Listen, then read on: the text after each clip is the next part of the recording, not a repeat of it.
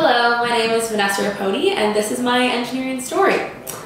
So for me, as I was growing up, there were very few people in my immediate family that had gone to university. So I had no engineers in my family. I'd never really heard about it, was pretty unfamiliar with it. Just in general, I thought it had something to do with physics.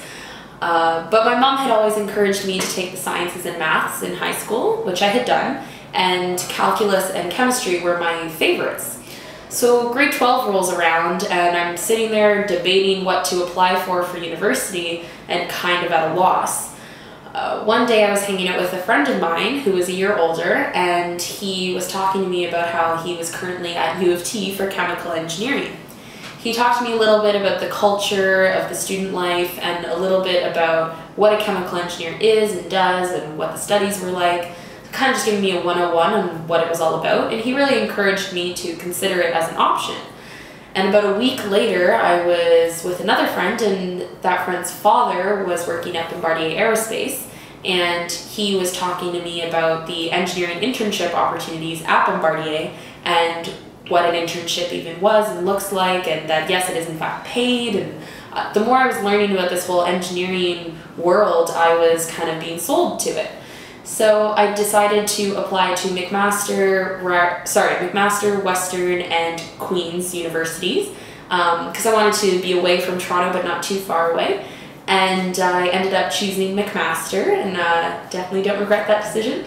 So I decided once I got there, there's a general first year, and although I had chemical engineering in my sight, I realized that the type of chemistry I was most interested in was more applicable to materials engineering. And at McMaster, there's this unique 5-year program where you also integrate management, so business courses throughout your 5 academic year degree. So I took materials engineering and management. And throughout the years, I got a taste of what engineering was like in the workforce.